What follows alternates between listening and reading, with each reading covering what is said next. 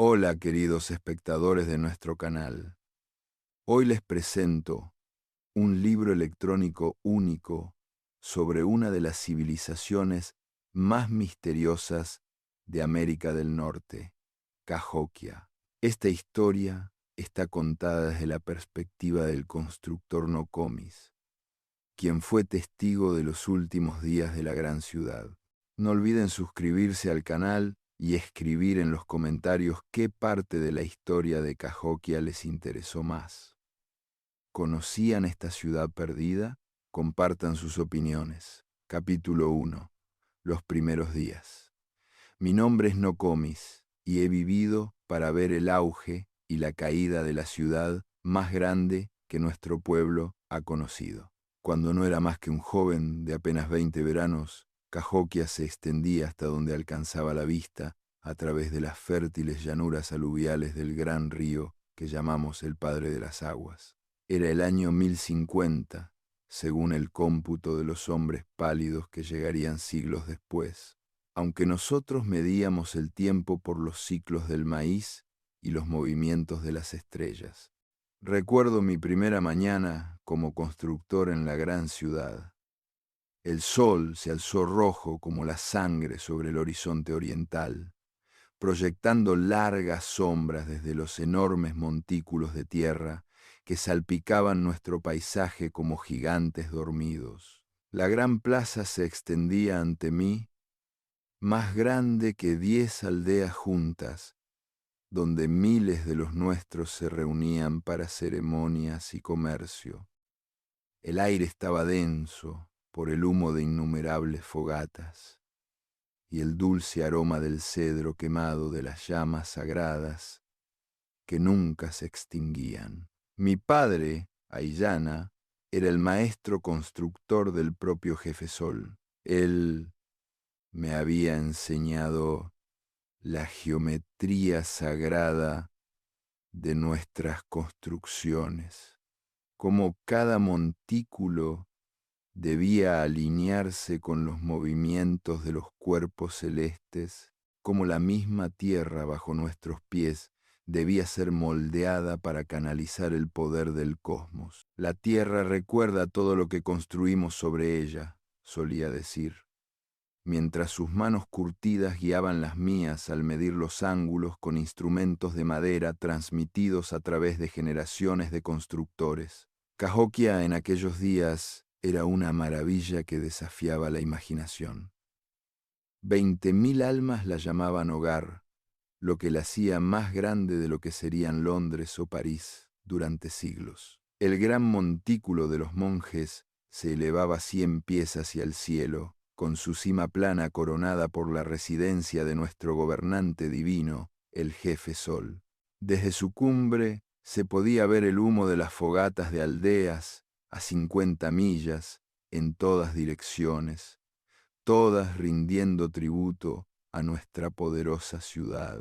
La ciudad estaba dividida en distritos, cada uno cumpliendo su propósito en la gran máquina de civilización que habíamos construido. El barrio de los artesanos bullía de actividad mientras los artesanos daban forma al cobre de los lagos del norte para crear relucientes ornamentos, tallaban conchas de los mares del sur para hacer copas sagradas y labraban sílex de canteras lejanas para fabricar herramientas y armas.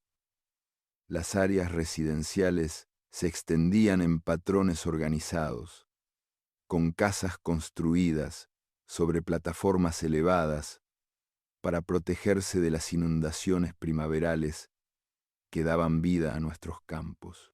Las rutas comerciales se extendían como telarañas desde nuestra ciudad a todos los rincones del continente. Los mercaderes llegaban a diario con canoas cargadas de bienes exóticos, obsidiana de las montañas del oeste, plata de los bosques del norte, perlas de los ríos del este y cacao de las selvas del sur. Nuestros propios mercaderes llevaban la cerámica cahoquiana, nuestras distintivas vasijas de película roja, a asentamientos a 1000 millas de distancia. La riqueza que fluía por nuestros mercados era incontable. Pero no era solo el comercio lo que hacía grande a Cahokia. Éramos el centro del saber, del poder espiritual, del conocimiento astronómico que nos permitía predecir eclipses y seguir las estaciones con perfecta precisión. Los sacerdotes mantenían escuelas, donde los jóvenes aprendían a leer las estrellas, a calcular los momentos adecuados para la siembra y la cosecha, a interpretar la voluntad de los espíritus que guiaban nuestro destino. Me asignaron a trabajar en el gran círculo de madera que los futuros arqueólogos conocerían como el Woodhenge de Cahokia. Incluso entonces lo llamábamos el calendario solar, pues su propósito era marcar el paso de las estaciones y los días sagrados en que el sol saldría en puntos específicos del horizonte. El proyecto requería 48 enormes postes de cedro, cada uno cuidadosamente seleccionado, talado con ceremonia y transportado al lugar con la reverencia propia de su sagrado propósito.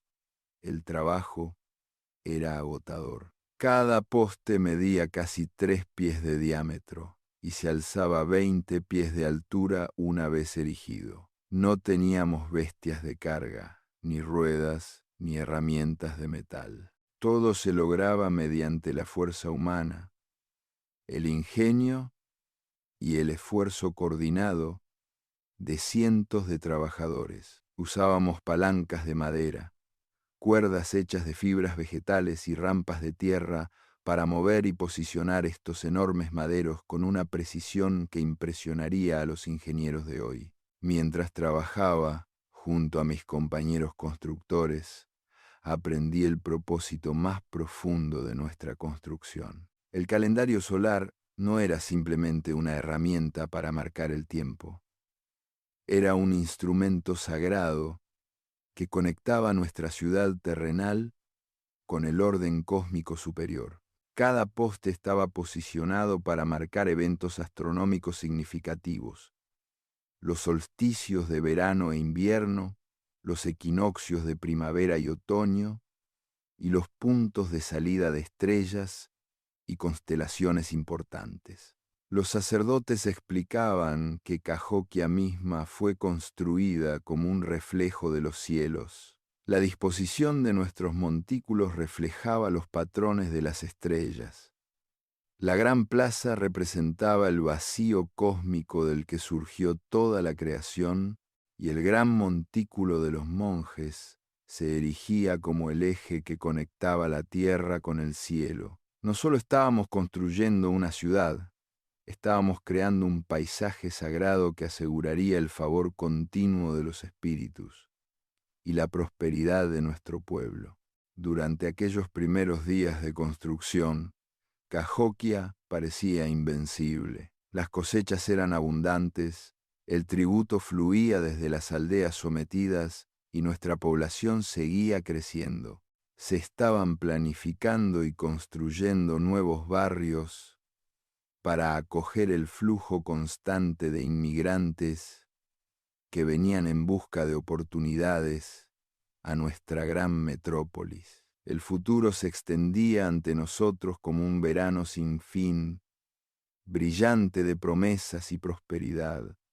Sin embargo, incluso en aquellos días dorados, había señales para quienes sabían leerlas. Los constructores más viejos a veces hablaban en voz baja sobre las crecientes demandas de tributo de las aldeas periféricas, la creciente complejidad de alimentar a tanta gente en un solo lugar, y los sutiles cambios en el clima que hacían las lluvias menos predecibles.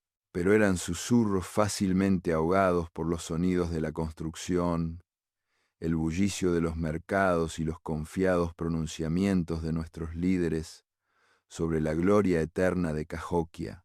Yo era joven entonces, lleno de orgullo por nuestros logros y confianza en nuestro destino. Mientras ayudaba a levantar cada enorme poste del calendario solar, creía que estábamos construyendo algo que perduraría para siempre, un monumento al logro humano que inspiraría asombro en las generaciones venideras. ¿Cómo podría haber sabido que estaba ayudando a crear no un símbolo de nuestro poder eterno, sino un marcador del principio de nuestro fin? Capítulo 2. La gran construcción. El segundo año de la construcción del calendario solar trajo desafíos que nunca había imaginado. Lo que había comenzado como un proyecto sagrado, bendecido por los espíritus, parecía atraer la desgracia como una piedra imán atrae el hierro. Las lluvias de esa primavera llegaron demasiado pronto y con demasiada fuerza, convirtiendo nuestro sitio de construcción en un lodazal que se tragaba las herramientas y amenazaba con derribar los postes que ya habíamos erigido. Mi padre Aillana había envejecido visiblemente desde que comenzó el proyecto. La responsabilidad de supervisar una empresa tan masiva pesaba mucho sobre sus hombros, agravada por las demandas cada vez más urgentes del Consejo del Jefe Sol. Querían que el calendario estuviera terminado antes del próximo solsticio de verano, un plazo que parecía imposible dados los contratiempos que enfrentábamos. Los espíritus nos ponen a prueba, decía mi padre, pero yo podía ver la duda insinuándose en sus ojos como sombras al atardecer. Trabajábamos desde el amanecer hasta que aparecían las estrellas, con las manos en carne viva y sangrando por manipular los ásperos troncos de cedro. La madera misma presentaba desafíos constantes.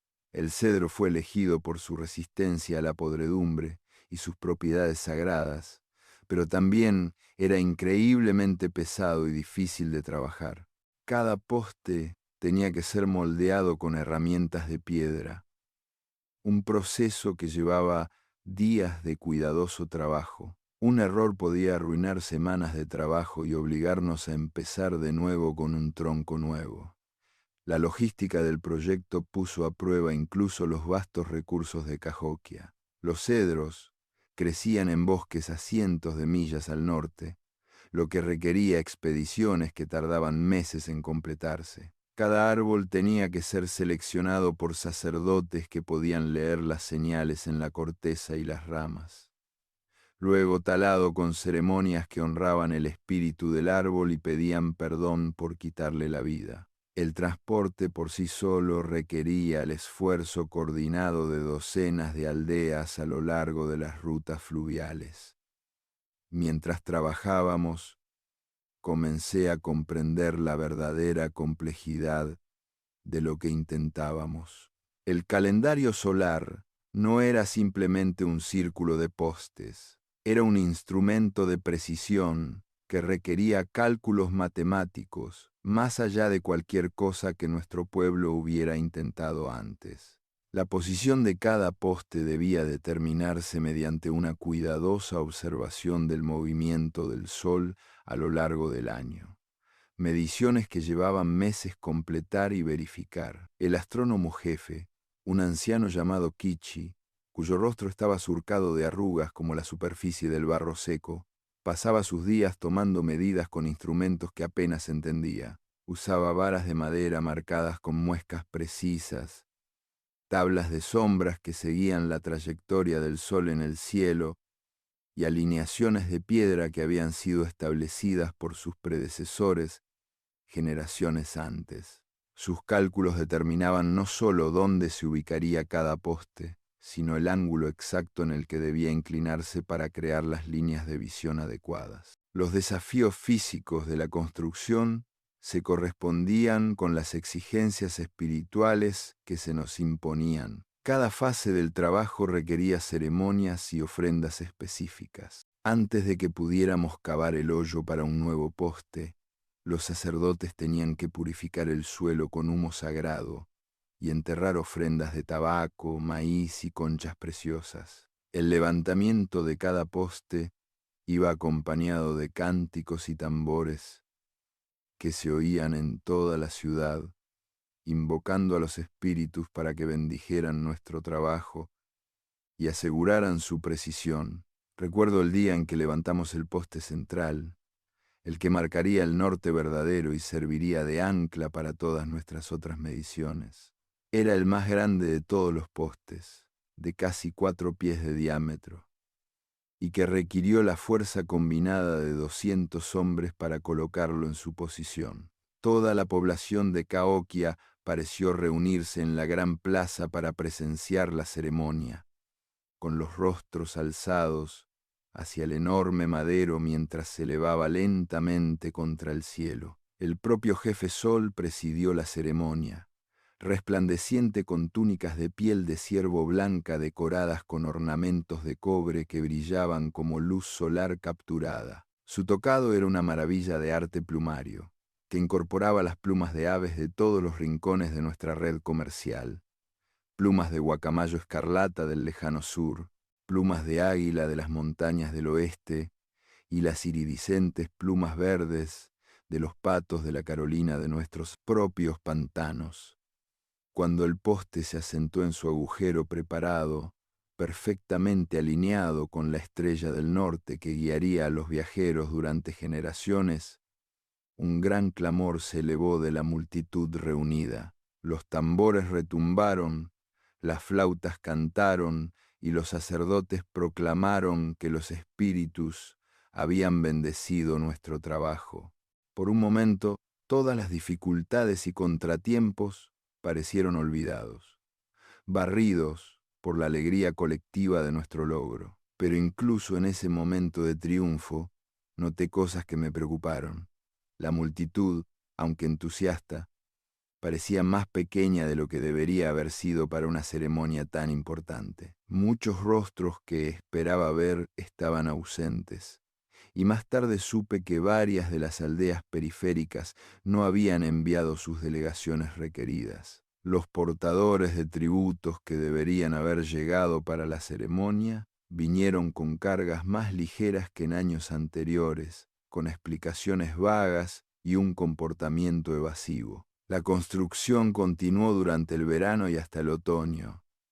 Cada poste, sumándose al creciente círculo que serviría como nuestra ventana al orden cósmico. A medida que el calendario tomaba forma, su propósito se hizo más claro para todos los que trabajaban en él. De pie en el centro del círculo, un observador podía mirar a lo largo de postes específicos para marcar los puntos de salida y puesta del sol a lo largo del año. El amanecer del solsticio de verano aparecería directamente sobre un poste, el del solsticio de invierno sobre otro, y los equinoccios sobre otros más.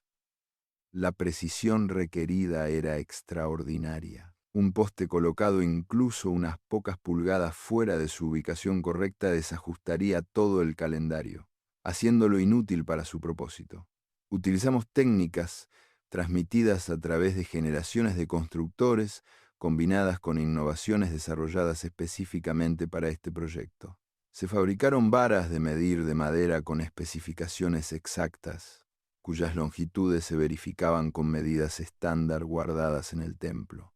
Las líneas de visión se establecían usando fuegos encendidos en momentos precisos, cuyas columnas de humo servían como marcadores temporales hasta que los postes permanentes pudieran ser posicionados. A medida que el otoño se adentraba en el invierno, las exigencias físicas del trabajo se intensificaron. El suelo se congeló duro como una piedra, haciendo casi imposible cavar los profundos hoyos necesarios para los postes restantes. Aprendimos a hacer fogatas sobre los lugares donde necesitábamos cavar, manteniéndolas encendidas durante días para descongelar la tierra lo suficiente como para que nuestras herramientas pudieran penetrar. El trabajo se convirtió en una carrera contra el tiempo, con cada día que pasaba acercándonos más al plazo del solsticio de invierno impuesto por el consejo del jefe Sol. Los propios trabajadores comenzaron a mostrar signos de agotamiento. Muchos habían estado trabajando en el proyecto durante más de un año, descuidando sus propios campos y familias para servir al bien mayor de Cahokia. La comida se convirtió en una preocupación constante, ya que las demandas de alimentar a los equipos de construcción competían con la necesidad de mantener reservas adecuadas para los meses de invierno. Las raciones se redujeron y comencé a ver la apariencia de mejillas hundidas por el hambre en rostros que una vez habían sido llenos y saludables.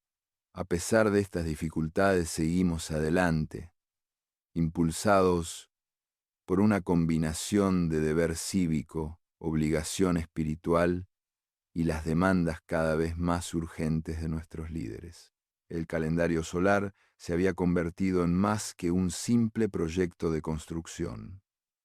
Era un símbolo del poder y la sofisticación de Cahokia, una demostración a nuestro propio pueblo y a los visitantes de tierras lejanas de que poseíamos conocimientos y capacidades más allá de los mortales ordinarios. A medida que se acercaba el solsticio de invierno, trabajamos frenéticamente para completar los últimos postes. Los últimos fueron levantados en ceremonias realizadas a la luz de las antorchas, cuyas llamas proyectaban sombras danzantes en los rostros de los trabajadores exhaustos y creaban una atmósfera de urgencia desesperada. Cuando el último poste se colocó en su lugar, solo 3 días antes del solsticio, habíamos logrado algo notable: un instrumento de precisión capaz de seguir los movimientos de los cielos con una exactitud que no sería superada en siglos. Capítulo 3. Señales de decadencia. El invierno que siguió a la finalización del calendario solar fue el más duro que se recuerda. La nieve cayó antes y más profundamente de lo que nadie podía recordar, y el frío parecía calar hasta los huesos, negándose a soltar su agarre incluso cuando nos acurrucábamos cerca de nuestras fogatas. El gran río mismo se congeló por completo por primera vez en generaciones, cortando las rutas comerciales que eran el sustento de nuestra ciudad. Pasé aquellos largos y oscuros meses manteniendo los postes de madera de nuestro calendario, revisando en busca de signos de daño por heladas y asegurándome de que las alineaciones precisas que tanto nos había costado lograr se mantuvieran correctas. Fue durante estas vigilias solitarias que comencé a notar los cambios que se infiltraban en Cahokia como un veneno lento. Los sonidos de la ciudad se habían vuelto más silenciosos. La energía bulliciosa que una vez había llenado cada rincón ahora era reemplazada por una quietud incómoda. Los mercados que una vez rebosaban de mercancías de todo el continente ahora mostraban puestos medio vacíos. Los mercaderes que habían hecho regularmente el viaje a Cahokia se mantenían alejados, disuadidos por informes de bandidos en las rutas comerciales y la incertidumbre sobre la capacidad de la ciudad para honrar sus acuerdos comerciales. Los bienes exóticos que una vez fueron comunes, las hojas de obsidiana, los ornamentos de cobre, las conchas marinas se volvieron cada vez más raros y caros. Mi padre Ayana se había vuelto cada vez más preocupado a medida que avanzaba el invierno. Como maestro constructor, estaba al tanto de las discusiones entre los líderes de la ciudad que revelaban el verdadero alcance de nuestros problemas.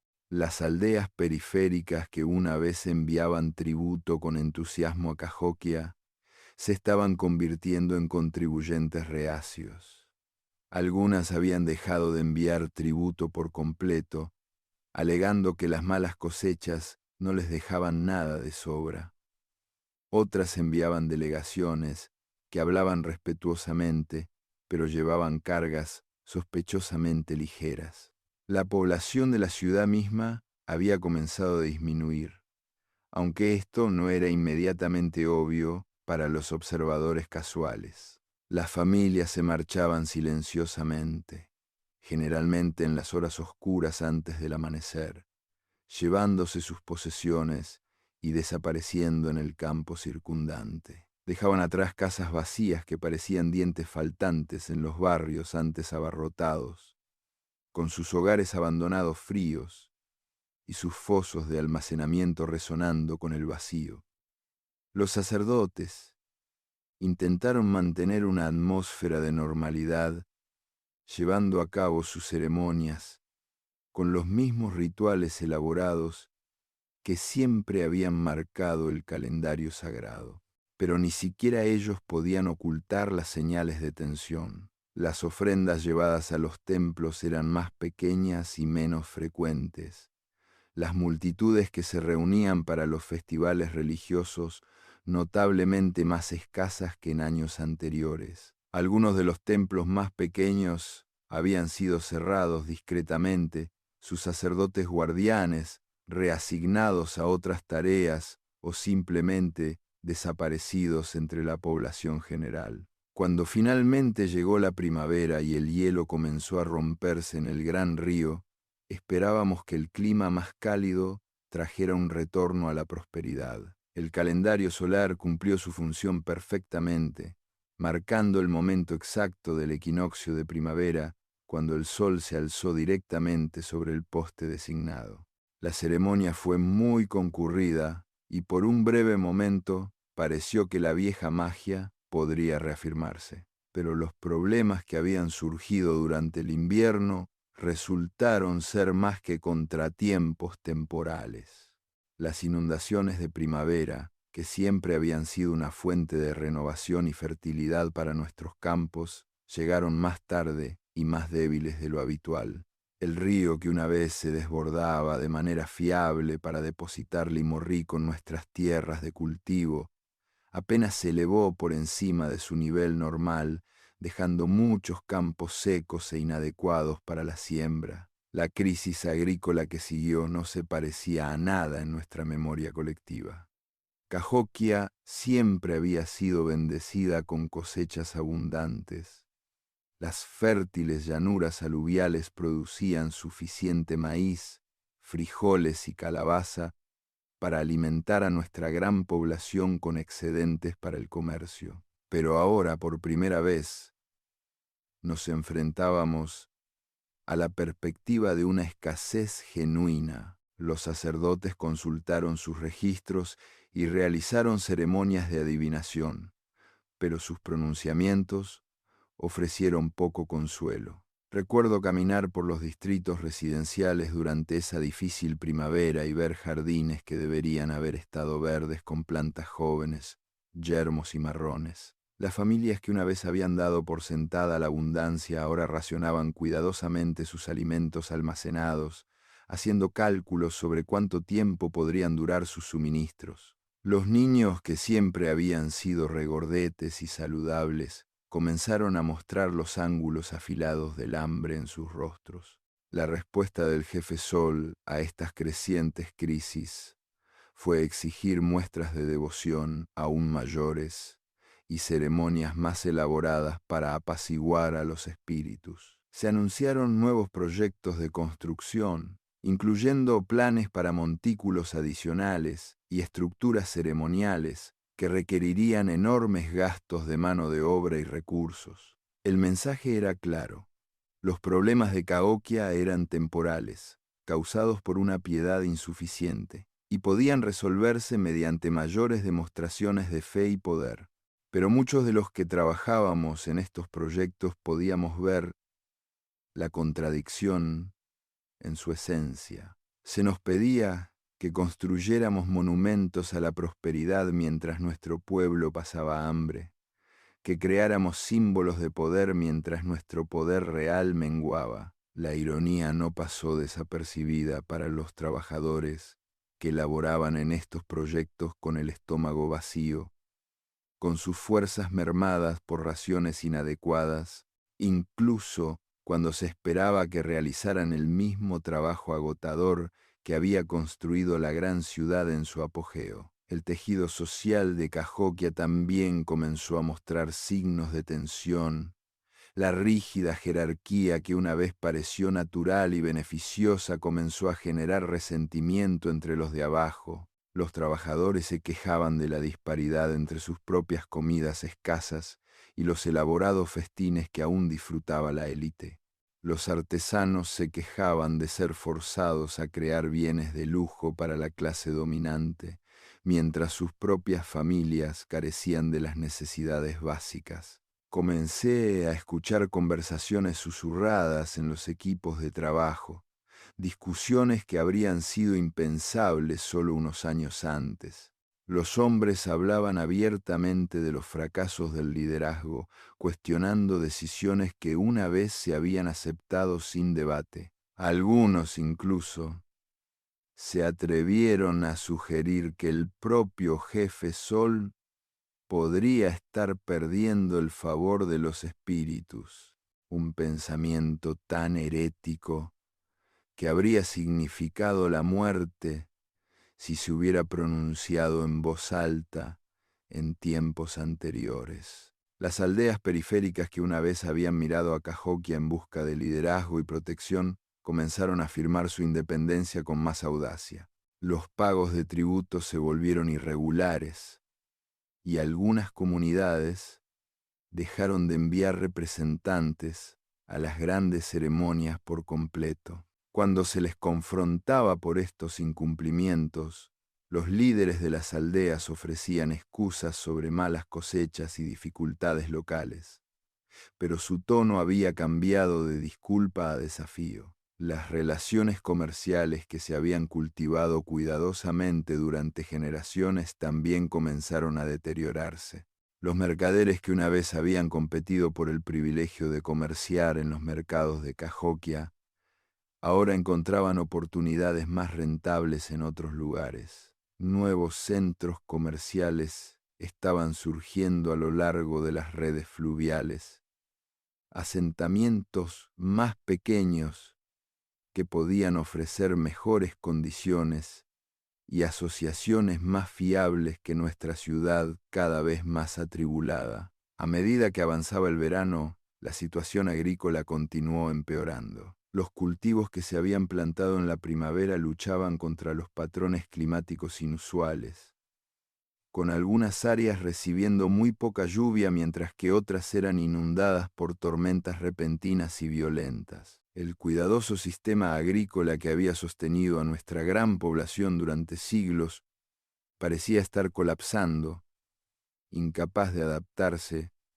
a las condiciones cambiantes. El calendario solar continuaba funcionando perfectamente, marcando cada evento astronómico significativo con precisión, pero su misma exactitud parecía burlarse de nuestra fortuna en declive, un recordatorio de lo que una vez fuimos capaces de lograr. Mientras realizaba mis tareas diarias de mantenimiento, revisando la alineación de los postes y limpiando los escombros, no podía evitar preguntarme si habíamos construido nuestra obra maestra justo a tiempo para presenciar el colapso de nuestra civilización.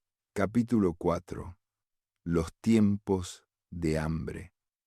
Para el tercer año, tras la finalización del calendario solar, el hambre se había convertido en una compañera constante en Cahokia. La niebla matutina que se elevaba del gran río ya no traía los ricos aromas de la comida cocinándose en miles de hogares. En su lugar, el aire contenía el olor acre de la desesperación, el humo de fuegos alimentados con cualquier cosa que pudiera arder, el hedor agrio del grano estropeado que se consumía de todos modos, y el aroma subyacente de una ciudad que moría de hambre lentamente. Yo mismo había adelgazado mi complexión antes poderosa, reducida a tendón y hueso. Mis manos, que una vez habían sido lo suficientemente firmes como para medir los ángulos precisos requeridos para el calendario solar, ahora temblaban de debilidad.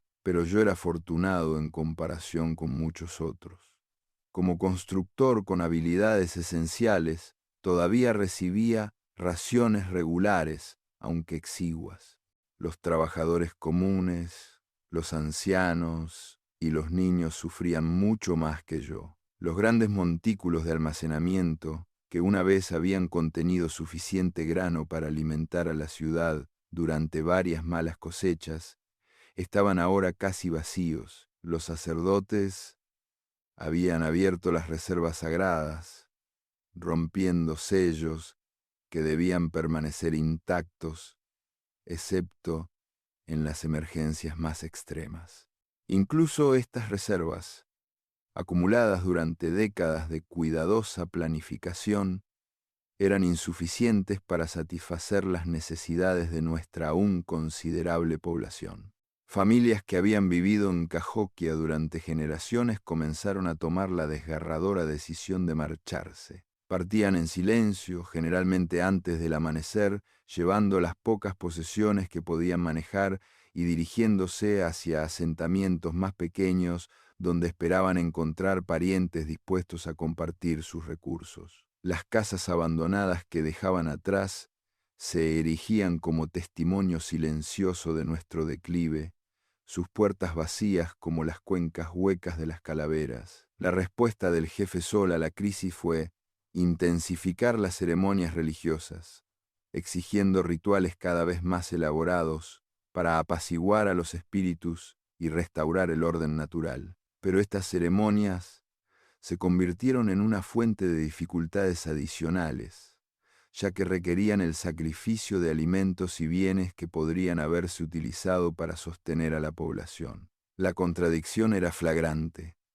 Estábamos quemando maíz como ofrenda mientras los niños se acostaban con hambre.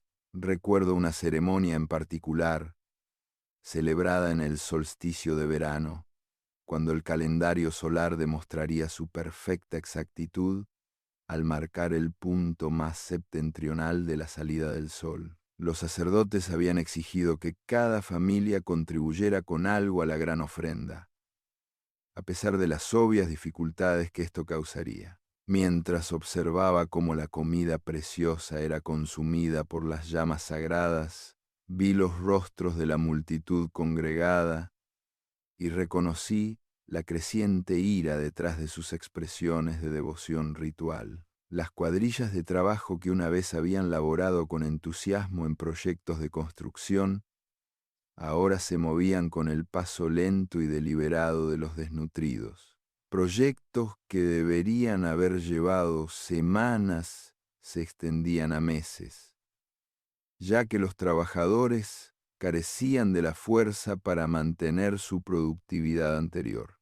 Las herramientas se rompían con más frecuencia, en parte por el uso excesivo, pero también porque los artesanos que las fabricaban ya no tenían acceso a los mejores materiales ni la energía para mantener sus estándares habituales. Mi padre Aillana había envejecido drásticamente durante este período. Su cabello se había vuelto completamente blanco y su espalda había desarrollado una joroba permanente. La responsabilidad de mantener la infraestructura de la ciudad con recursos inadecuados y trabajadores debilitados pesaba mucho sobre él.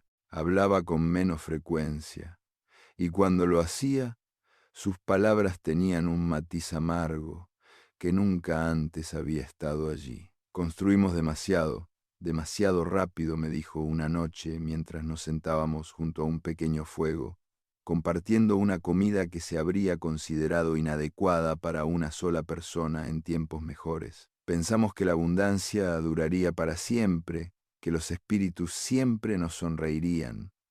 Olvidamos que incluso el árbol más poderoso puede ser derribado por el viento adecuado.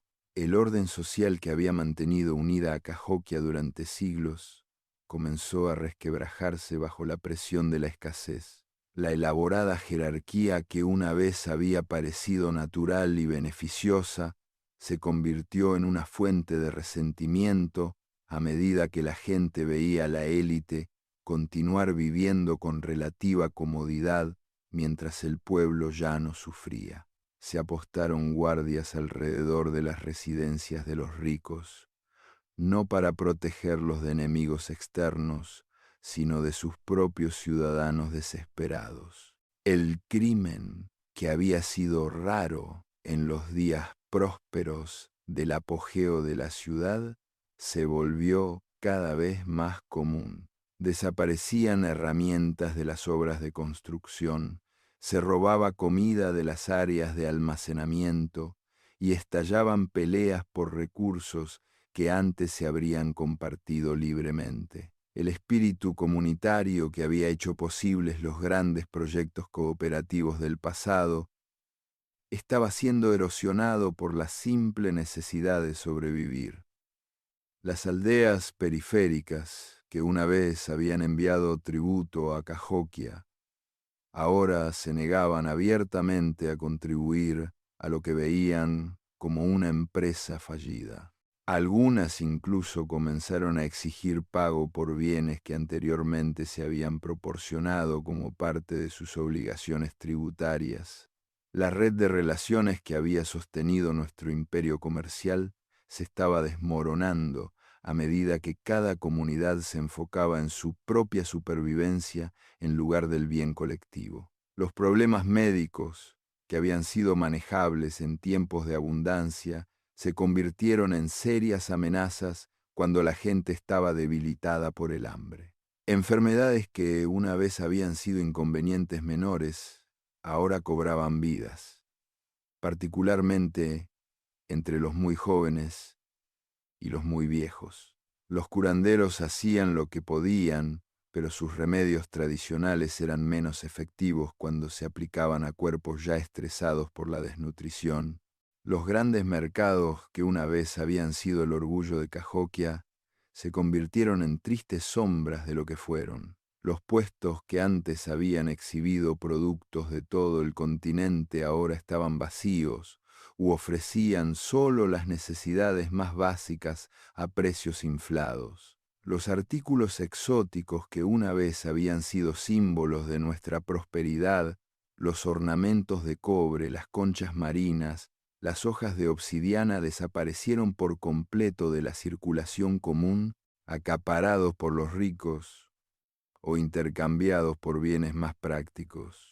Incluso el mantenimiento de nuestros grandes monumentos se volvió problemático.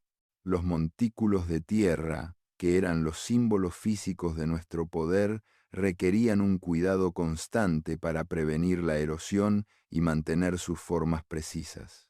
Pero las cuadrillas de trabajo que una vez habían realizado esta labor, ahora eran necesarias para tareas más urgentes: buscar comida, mantener la infraestructura básica necesaria para la supervivencia e intentar mantener alguna apariencia de orden en una situación cada vez caótica. El propio calendario solar se convirtió en un doloroso recordatorio de tiempos mejores. Sus postes aún se erigían en perfecta alineación, aún marcaban el paso de las estaciones con precisión matemática, pero cada vez menos gente venía a observar sus funciones. Las ceremonias que una vez habían atraído a miles de participantes, ahora solo atraían a los seguidores más devotos, e incluso ellos parecían realizar los movimientos con poco de su antiguo entusiasmo. A medida que se acercaba el otoño, trayendo consigo la perspectiva de otro invierno difícil,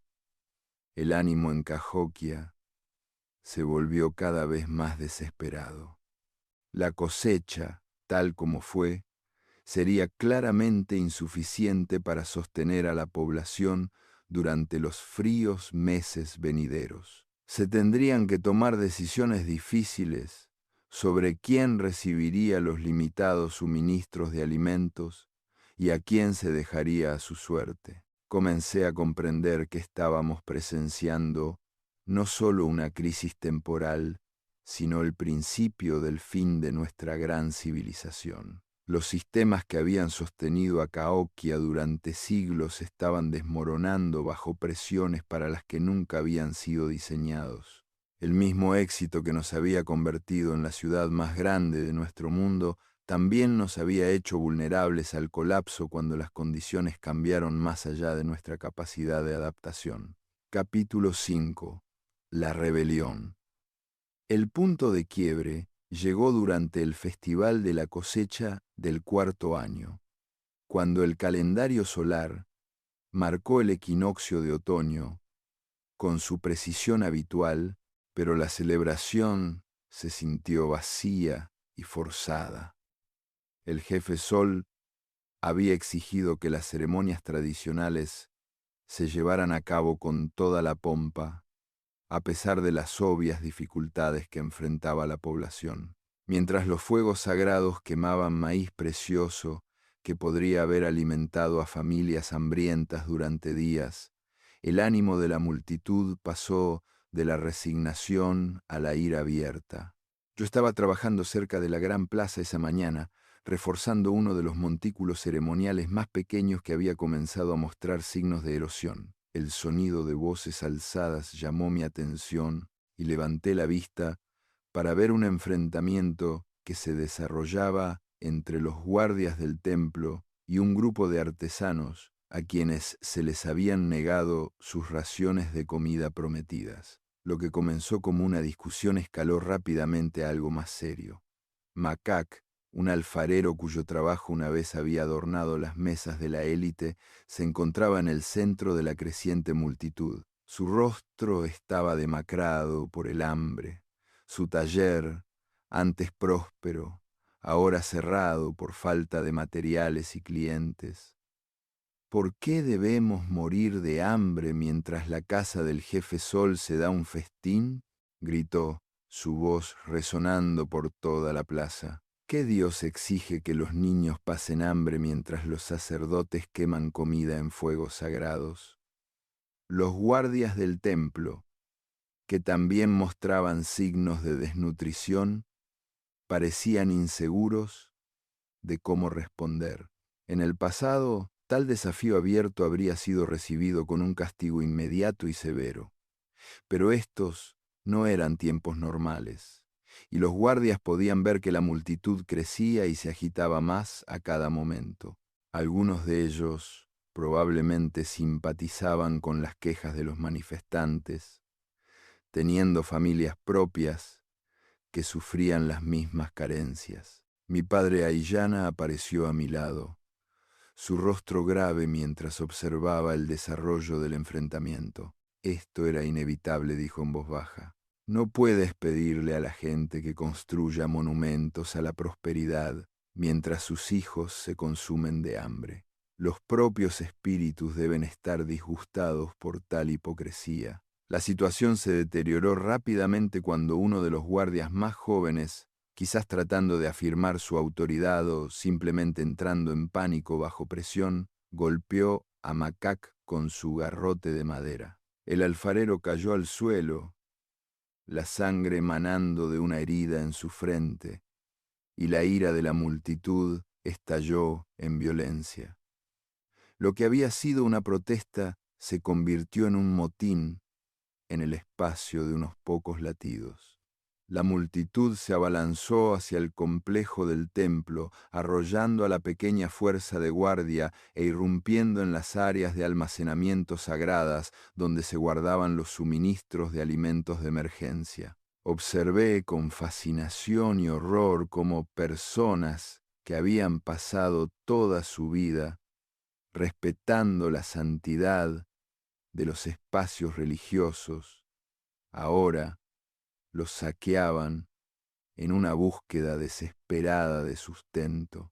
Vasijas sagradas fueron volcadas, objetos ceremoniales pisoteados, y el orden cuidadosamente mantenido durante siglos se hizo añicos en momentos. Se convocó a guerreros de los distritos periféricos, hombres que no habían sido debilitados por el hambre que asolaba a la población de la ciudad. Llegaron con armas y el mandato de restaurar el orden a cualquier costo. El enfrentamiento que siguió fue diferente a todo lo que Cahokia había experimentado, ciudadano luchando contra ciudadano a la sombra de los grandes montículos que una vez habían simbolizado su unidad.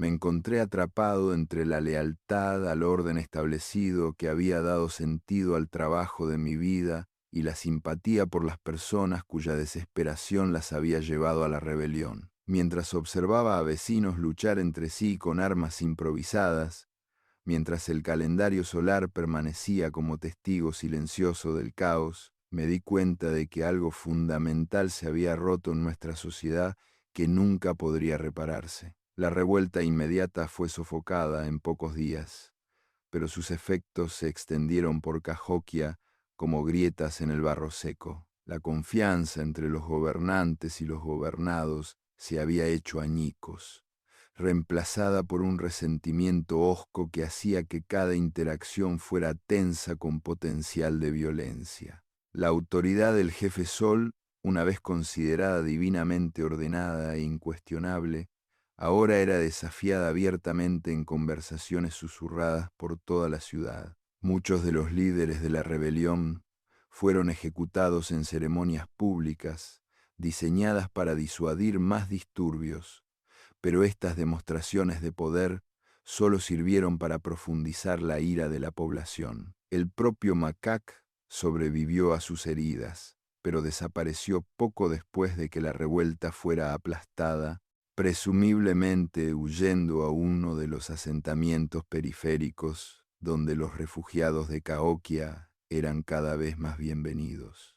Las secuelas de la rebelión trajeron nuevas restricciones y vigilancia que hicieron la vida diaria aún más difícil. Se apostaron guardias en los puntos de distribución de alimentos.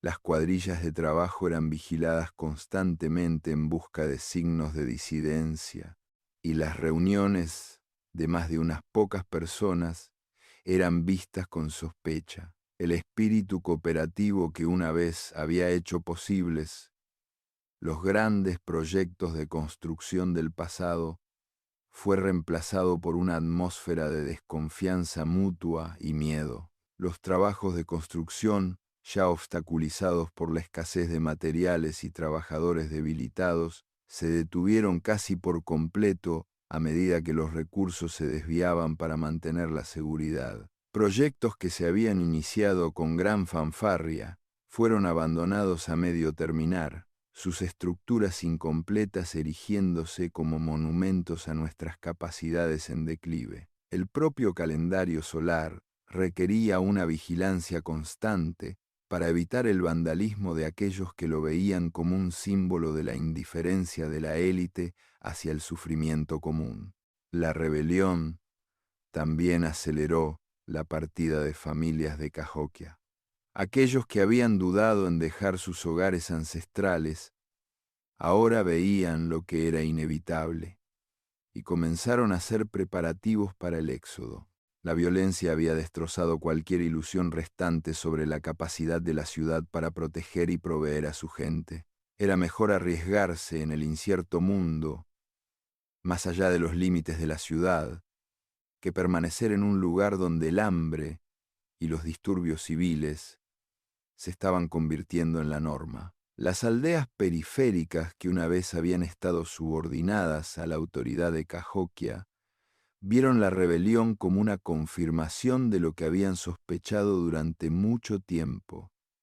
La gran ciudad estaba muriendo y sus líderes estaban más preocupados por mantener su propio poder que por abordar los problemas reales que enfrentaba su gente. Varias comunidades declararon formalmente su independencia, negándose a reconocer la autoridad del jefe Sol, o a proporcionar más tributos o apoyo. Las relaciones comerciales que habían sobrevivido a las dificultades económicas iniciales ahora colapsaron por completo, ya que los comerciantes decidieron que Cahokia era demasiado inestable para ser un socio fiable. Los bienes restantes en los mercados de la ciudad se volvieron aún más caros y escasos, creando un círculo vicioso donde las dificultades económicas alimentaban el descontento social que a su vez ahuyentaba las mismas relaciones comerciales que podrían haber aliviado los problemas económicos. Los sacerdotes, que una vez habían sido venerados como intermediarios entre el mundo humano y el espiritual, vieron su autoridad gravemente socavada por su asociación con las políticas impopulares del jefe Sol. Algunos intentaron distanciarse del liderazgo secular, predicando mensajes de compasión y reforma que resonaban con la población sufriente. Otros se aferraron a las doctrinas tradicionales, insistiendo en que los problemas de la ciudad eran causados por una devoción insuficiente y sólo podían resolverse mediante un mayor sacrificio y obediencia. A medida que el invierno se acercaba una vez más, el ánimo en Cahokia era más sombrío que nunca. La rebelión había sido aplastada, pero las condiciones que la habían causado permanecían sin cambios. Si acaso, habían empeorado a medida que los recursos se desviaban a medidas de seguridad y la población continuaba disminuyendo por la emigración y la muerte. La gran ciudad que una vez había sido un faro de civilización se estaba convirtiendo en una cáscara vacía, mantenida por la fuerza en lugar de por la cooperación voluntaria de su gente. Continué mi trabajo de mantenimiento del calendario solar, pero ahora mis deberes se sentían más como cuidar una lápida que como atender un monumento vivo. Las precisas alineaciones astronómicas que una vez me habían llenado de orgullo ahora parecían una burla del logro humano, un recordatorio de que podíamos trazar los movimientos de los cielos, pero no podíamos resolver el problema básico de alimentar a nuestra propia gente. Capítulo 6. El último calendario. En el 5.º año, desde la finalización del calendario solar, el jefe Sol anunció su proyecto más ambicioso hasta la fecha: la construcción de un segundo círculo de madera, aún más grande, que superaría al original tanto en tamaño como en precisión. El anuncio se hizo durante la ceremonia del solsticio de invierno, pronunciado con toda la pompa y autoridad que el debilitado régimen podía reunir. Para aquellos de nosotros que entendíamos el verdadero estado de los recursos de Cahokia, la propuesta parecía una locura. El nuevo calendario, proclamó el jefe Sol, sería un testimonio del poder eterno de Cahokia y una demostración de nuestra fe inquebrantable en el orden cósmico. Incorporaría conocimientos astronómicos que se habían refinado a través de años de observación con el calendario original, creando un instrumento de una precisión sin precedentes. Lo más importante, su construcción mostraría a los espíritus que seguíamos dedicados a su servicio a pesar de las dificultades temporales que enfrentábamos. Fui convocado a una reunión de los maestros constructores y artesanos que serían responsables de este nuevo proyecto. La reunión tuvo lugar en una cámara dentro del gran montículo de los monjes, un espacio que una vez había albergado celebraciones y ahora se sentía más como una tumba. Los hombres reunidos eran una sombra de la vibrante comunidad de artesanos que había construido el calendario solar original. Faltaban muchos rostros.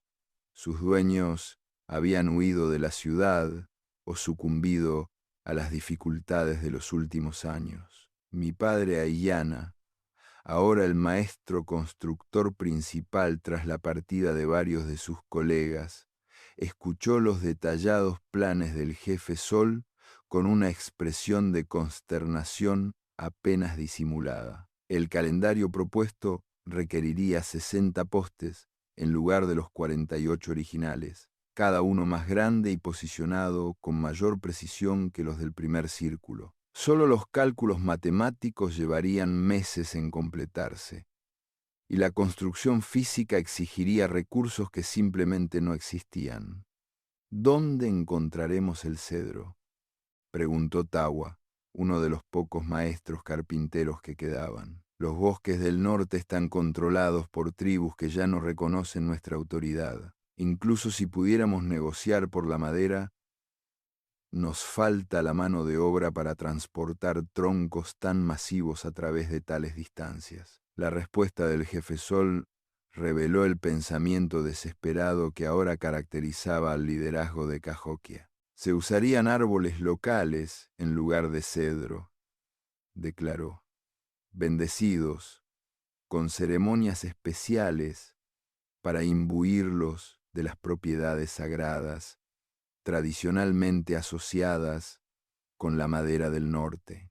La fuerza de trabajo más pequeña se compensaría trabajando más horas y aceptando raciones reducidas. Los espíritus proporcionarían la fuerza necesaria para completar esta gran obra. Mientras escuchaba estos pronunciamientos, me di cuenta de que se nos pedía que construyéramos no solo un calendario, sino un monumento al engaño. El proyecto no fue concebido como un instrumento práctico para la observación astronómica, sino como un intento desesperado de mantener la ilusión de poder y prosperidad. Era, en esencia, una pira funeraria masiva para una civilización que se negaba a reconocer su propia muerte. El trabajo en el nuevo calendario comenzó a principios de la primavera, a pesar de la obvia imposibilidad de la tarea. Las pocas cuadrillas de trabajo restantes fueron complementadas con trabajadores reclutados a la fuerza, hombres y mujeres que se vieron obligados a participar en lugar de ofrecer voluntariamente sus servicios. El entusiasmo y la dedicación espiritual que habían caracterizado la construcción del calendario solar original estaban completamente ausentes, reemplazados por una sumisión hosca y un resentimiento apenas disimulado.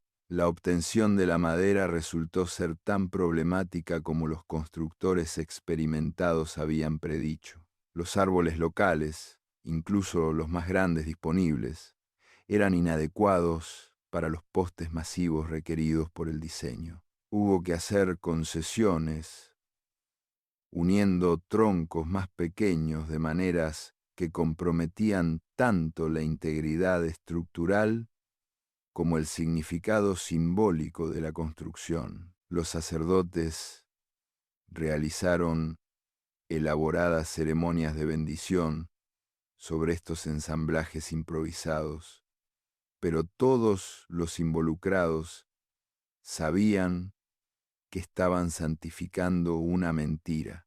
Los cálculos matemáticos necesarios para posicionar los postes se convirtieron en una fuente de frustración constante. El astrónomo Kichi había muerto durante el invierno anterior, llevándose consigo décadas de conocimiento acumulado sobre observaciones y cálculos celestes. Su reemplazo era un hombre más joven, con menos experiencia y menos recursos, obligado a trabajar con instrumentos que se estaban desgastando y no podían ser mantenidos o reemplazados adecuadamente. A medida que el trabajo avanzaba durante el verano, se hizo cada vez más claro que el proyecto estaba condenado al fracaso. Postes que deberían haber estado perfectamente alineados estaban notablemente torcidos, sus posiciones determinadas más por las limitaciones de los materiales disponibles que por los requisitos astronómicos. El círculo en sí era irregular, su geometría distorsionada por la necesidad de acomodar árboles que eran demasiado pequeños o estaban posicionados incorrectamente debido a errores de medición. Los propios trabajadores no estaban en condiciones de realizar el trabajo preciso requerido para un proyecto tan exigente. Debilitados por el hambre y desmoralizados por la obvia futilidad de su tarea, cometieron errores que habrían sido impensables durante la construcción del calendario original. Las herramientas se rompían con frecuencia y se reparaban con cualquier material que se pudiera encontrar, comprometiendo aún más la calidad del trabajo. Me encontré en la posición de tratar de mantener los estándares de artesanía mientras trabajaba con limitaciones imposibles. Cada día traía nuevas concesiones, nuevos atajos, nuevas adaptaciones a la realidad que nos alejaban cada vez más de la perfección que una vez había sido nuestro sello distintivo. El calendario solar que estaba tomando forma se parecía poco al instrumento preciso que se había prometido, convirtiéndose en cambio en una burda aproximación que no serviría para ningún propósito útil. Las ceremonias que acompañaban cada fase de la construcción se volvieron cada vez más vacías y desesperadas. Los sacerdotes realizaban los movimientos de bendecir el trabajo, pero sus palabras sonaban falsas incluso para sus propios oídos. Las multitudes que se reunían para presenciar estos rituales eran más pequeñas y menos entusiastas que las que habían celebrado la construcción del calendario original. Muchos asistentes parecían estar allí por obligación en lugar de por una devoción genuina. Para el otoño estaba claro que el proyecto no podría completarse como se había concebido originalmente. El jefe Sol, enfrentado a la evidencia innegable del fracaso, comenzó a modificar sus expectativas y a redefinir el éxito en términos cada vez más modestos. Lo que se había planeado como una obra maestra de precisión astronómica se convirtió simplemente en un círculo de postes de madera que se aproximaba toscamente a la configuración deseada. La ceremonia final, celebrada en el equinoccio de otoño, fue una parodia dolorosa de las celebraciones que habían marcado la finalización del calendario solar original. La multitud reunida era pequeña y apagada.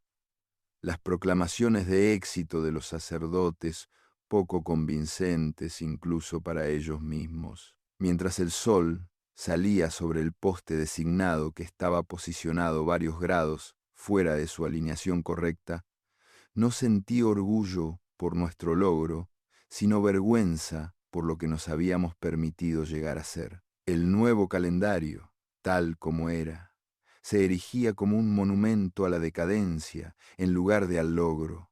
Sus postes torcidos y su espaciado irregular contaban la historia de una civilización que había perdido tanto los recursos como la voluntad de mantener sus antiguos estándares. Los visitantes de otros asentamientos, al ver esta construcción tosca junto a la precisión del calendario solar original, no podían evitar sacar conclusiones sobre las capacidades disminuidas de Cahokia. En los meses que siguieron, el segundo calendario comenzó a deteriorarse rápidamente.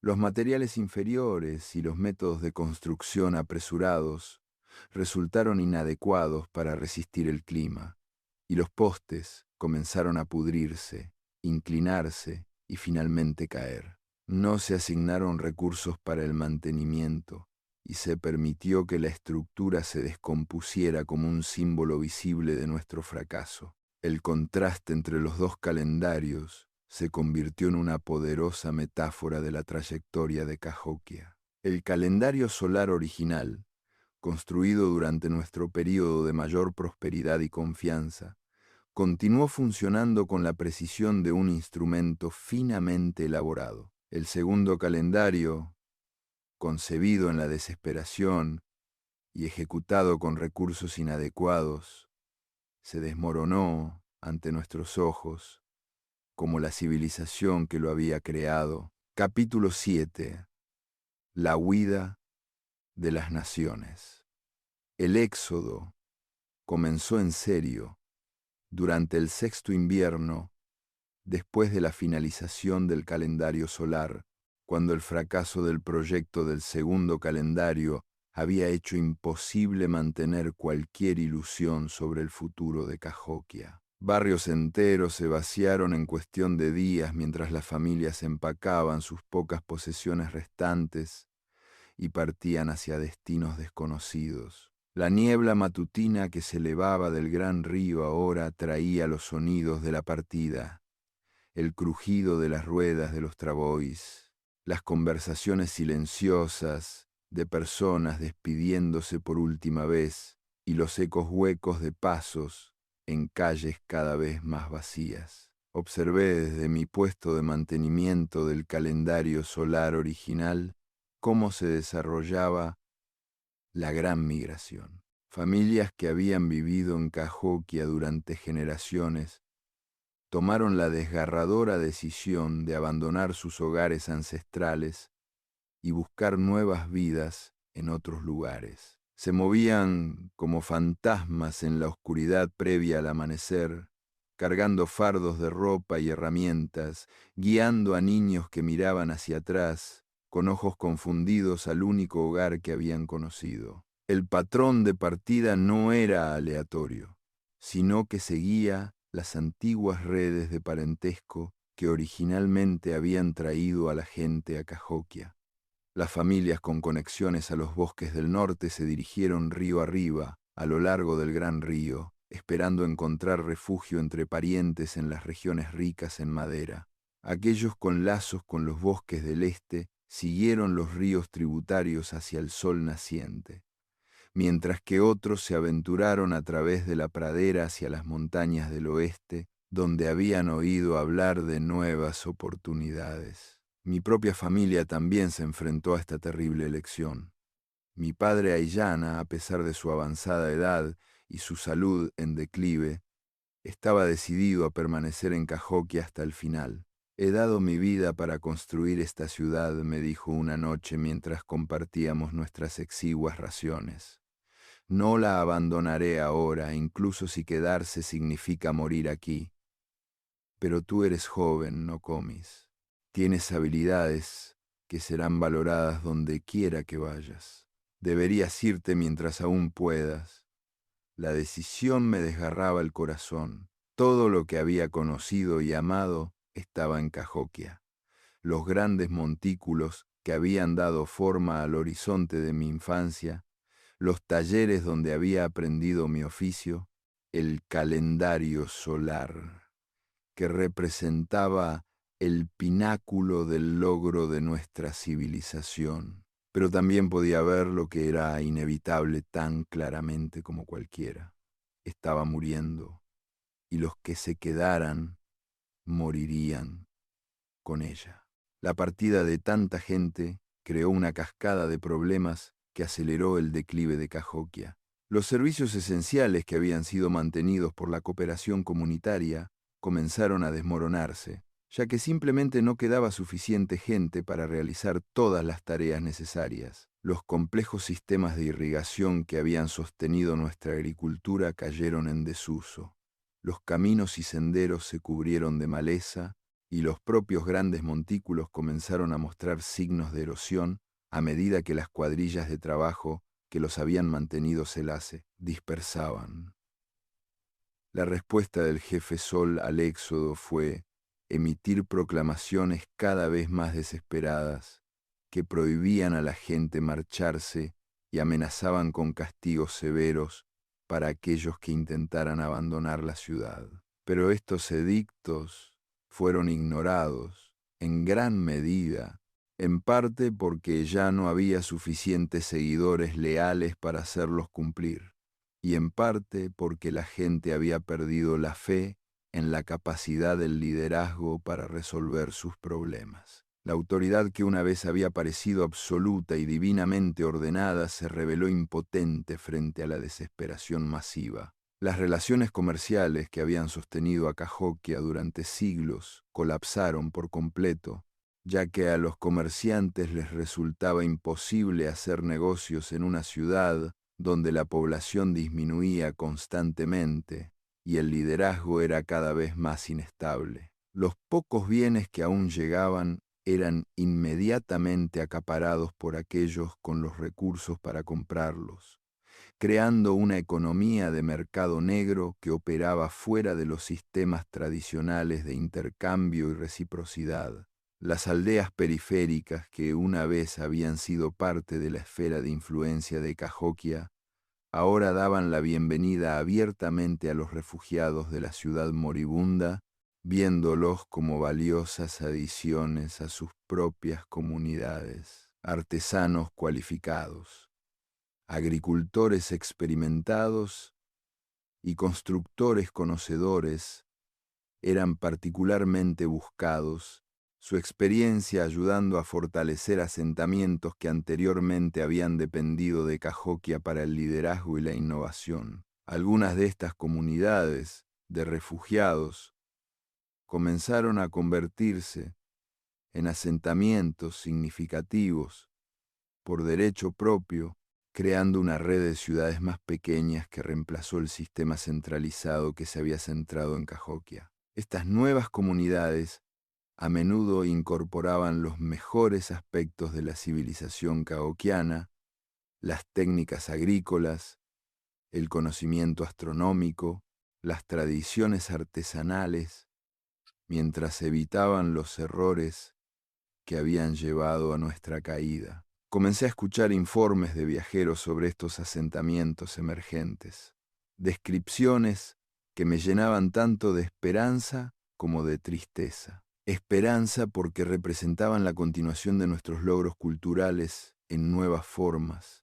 Tristeza porque destacaban cuán completamente Cahokia misma había fracasado en adaptarse a las circunstancias cambiantes. Habíamos estado tan invertidos en mantener nuestros sistemas existentes que habíamos sido incapaces de evolucionar cuando la evolución se hizo necesaria para la supervivencia. La infraestructura física de Cahokia comenzó a deteriorarse rápidamente a medida que la población disminuía. Edificios que habían sido cuidadosamente mantenidos durante generaciones fueron abandonados a los elementos, sus techos de paja colapsando y sus armazones de madera pudriéndose. Las grandes plazas que una vez habían albergado a miles de personas para ceremonias y mercados se cubrieron de hierba y maleza. Sus superficies, cuidadosamente mantenidas rotas por la escarcha y la erosión. Incluso el gran montículo de los monjes, el corazón simbólico de nuestra civilización, comenzó a mostrar signos de abandono. Las elaboradas estructuras en su cima, que habían albergado al jefe Sol y su corte, fueron abandonadas gradualmente a medida que la población restante se concentraba en las áreas más bajas de la ciudad, donde los recursos podían compartirse y defenderse más fácilmente. Los senderos que una vez habían transportado un flujo constante de peregrinos y funcionarios se cubrieron de maleza y se volvieron difíciles de transitar. El propio calendario solar se convirtió en un monumento solitario, en un paisaje cada vez más vacío. Las ceremonias que una vez habían marcado cada evento astronómico significativo se redujeron a pequeñas reuniones de los seguidores más devotos, sus voces resonando huecamente en espacios que una vez habían estado llenos de miles de participantes. La precisión del instrumento parecía casi burlona en su perfección, un recordatorio de capacidades que ya no poseíamos. A medida que llegaba la primavera y la migración continuaba, tomé mi propia decisión sobre si quedarme o irme. La elección se hizo más fácil por una conversación con Aiyana, que se había vuelto cada vez más frágil durante los meses de invierno. El calendario solar necesitará a alguien que lo mantenga, me dijo. Incluso si no queda nadie para usarlo, las generaciones futuras pueden regresar a este lugar y preguntarse qué logramos aquí. El calendario será su respuesta, pero solo si alguien lo preserva. Me di cuenta de que mi padre me estaba dando permiso para irme, al mismo tiempo que se aseguraba de que nuestro mayor logro no fuera completamente abandonado. El calendario solar se había convertido en más que un simple instrumento astronómico. Era un depósito de conocimiento y un testimonio de la capacidad humana que merecía sobrevivir incluso si la civilización que lo creó no lo hacía. La decisión de permanecer en Cahokia, al menos por el momento, fue tanto un compromiso para preservar nuestro legado como una aceptación de la probabilidad de que presenciaría el colapso final de todo lo que había conocido y amado, mientras observaba a otro grupo de familias partir con la primera luz de la mañana, sus figuras desapareciendo en la niebla como espíritus que regresan al otro mundo. Comprendí que estaba eligiendo ser un cronista de finales en lugar de un participante en nuevos comienzos. Capítulo 8. La ciudad vacía. Para el 7º año, Cahokia se había convertido en una ciudad de ecos y sombras, donde una vez 20.000 almas habían establecido sus hogares, ahora quizás quedaban 2.000, dispersas por barrios que en otro tiempo habían rebosado de vida. La gran metrópolis que había sido la maravilla de nuestro mundo se estaba transformando en algo que se asemejaba a un vasto cementerio, sus casas vacías erigiéndose como lápidas que marcaban la muerte de sueños y ambiciones. Yo caminaba por los distritos abandonados cada mañana como parte de mi rutina, comprobando el estado de varias estructuras y anotando qué edificios se habían derrumbado durante la noche. El silencio era profundo e inquietante, roto solo por el silbido del viento a través de las puertas vacías y el correteo ocasional de pequeños animales que se habían mudado a las viviendas desocupadas. La naturaleza ya comenzaba a reclamar lo que habíamos construido, con enredaderas trepando por los muros y hierba brotando a través de los suelos cuidadosamente colocados. La población restante se había concentrado en una pequeña área cerca de la plaza central, agrupándose para el apoyo y la protección mutuos. Estos supervivientes eran en su mayoría los ancianos, los enfermos y aquellos pocos individuos como yo que habían elegido quedarse por razones de deber o sentimiento. La vibrante mezcla de edades y oficios que una vez había caracterizado a la sociedad caoquiana había desaparecido, reemplazada por una comunidad de los desesperados y los devotos. Mi padre Ayllana se había debilitado cada vez más, su cuerpo finalmente sucumbiendo a las tensiones acumuladas de los últimos años. Pasaba la mayor parte de sus días sentado al sol cerca de nuestra pequeña vivienda, con los ojos fijos en los grandes montículos que habían sido el centro de la obra de su vida. A veces hablaba de los primeros días de la construcción, cuando el futuro parecía ilimitado y cada proyecto era una oportunidad para lograr algo más grande que lo que había venido antes. Creíamos que estábamos construyendo para la eternidad, me dijo una tarde, con la voz apenas por encima de un susurro. Creíamos que nuestros logros inspirarían a generaciones aún por nacer, que Caoquia permanecería en pie mientras las estrellas continuaran su danza por el cielo. En cambio, construimos monumentos a nuestra propia arrogancia, hitos para una civilización que olvidó la verdad más básica: nada dura para siempre. El propio jefe Sol se había convertido en una figura patética, manteniendo la pretensión de autoridad sobre un reino que ahora solo existía en su imaginación. Continuaba emitiendo proclamas y celebrando ceremonias, pero su audiencia consistía en un puñado de sacerdotes envejecidos y unos pocos seguidores devotos que parecían compartir sus delirios. Las elaboradas insignias que una vez habían marcado su estatus divino ahora parecían bisutería en un escenario donde la obra había terminado, pero los actores se negaban a marcharse.